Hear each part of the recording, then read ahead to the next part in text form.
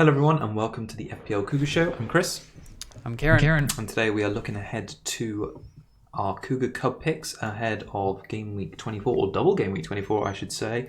If you've not watched before, this is where Kieran and I choose a player on a weekly basis to compete against one another. And Kieran, the season totals so far and last week's results? Please. Oh, yeah. So total wise, I'm on 62 and you're on 77. And yeah, the results were Lingard from last week for me with 3 points, which seems like a haul for me lately. And then you chose Alonso, who happened to be benched out of the blue, I suppose, who got you one. So like I said, 77 versus 62. I've still got some making up to do. Yeah, definitely. But you're closing the gap. It was Very 3 points slightly. to 3 points to 1 point is a victory. All right, who have you got up first? And obviously we've got a double game week to contend with, so I'm imagining we focused around that.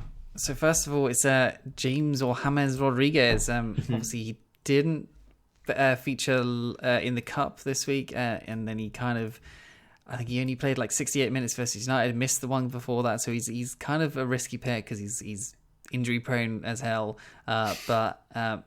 It's a good fixture for it this week against Newcastle. Sorry, not Newcastle. Forgetting Fulham. The double, haven't it? So yeah, Fulham and then City. Yeah, so he's got two fixtures. You'd think, and yeah, we know he can do it. Obviously, so 4 shots, 0 big chances, 1 key pass, 0 big chances created. So yeah, not great on the big chances or big chances created side. XG of 0.46 and XA of 0.14. Okay, it's not good reading for either side actually, and I guess it's just a gut feeling. I think on this one, I feel like he could do well this week. It's not really that much more from that because it's not a formal fixture really. Sorry, can't say more. It's your gut feeling Cougar Cub pick. I don't mind it. That's a nice one. I'm going to go with Tarkowski, James Tarkowski, of course, of Burnley. So he's 5.2 million. He's owned by just 2% of the game. Defensive differential, I mean, there's going to be quite a lot of interest in Burnley, I'm sure, this double game week because they've got games against Crystal Palace and Fulham. They haven't had many clean sheets recently, so none of them in the last 4. But Fulham are the worst in the league at the moment, 4 goals in the last 4. They've only scored 2.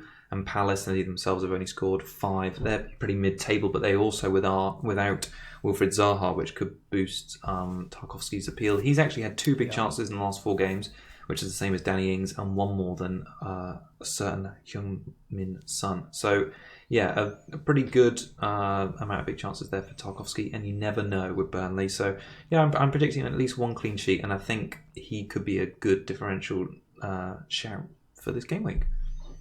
Like it. Okay, so my second one is Mr. Edison Cavani, El Matador himself. So, yeah, rested in the Cup.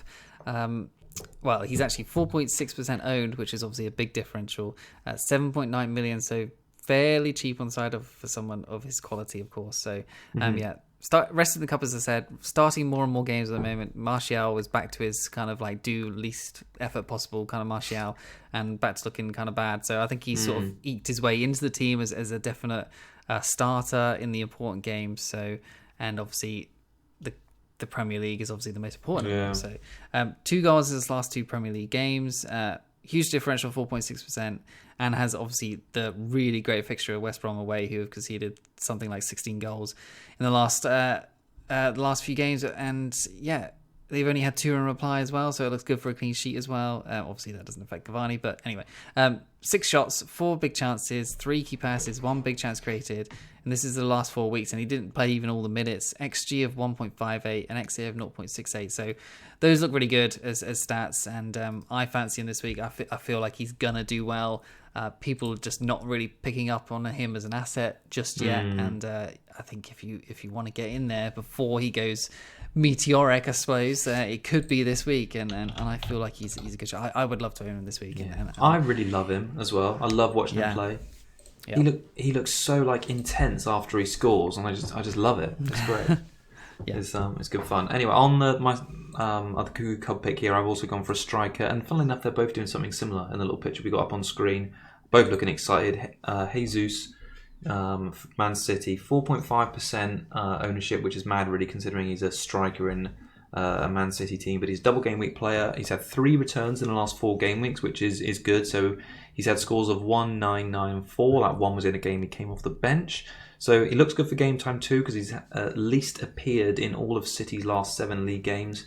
And he's notched quite well in that time as well. So he hasn't been explosive recently, but he's been consistent with minutes and the odd return here or there, which over a double game week could be really important. So yeah, I'm back in Jesus to return well. So as you know, at the end of our Cougar Cup picks, we pick one of those 2 to compete against each other.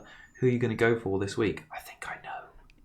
Even though Rodriguez is on a double, I'm going Cavani this week because of the fixture, and I think he's got all potential. So there you go. Yeah, nice. Cavani for me. Yeah, good. I'm going to go Jesus. So it's going to be a battle of the Man United strikers. I'm looking for. Oh, sorry, Man United, Man City strikers. I've picked. Yeah. I hope so. Cool. Right. Check in next week to find out how we get on. Thanks everyone for joining us. It's goodbye from me.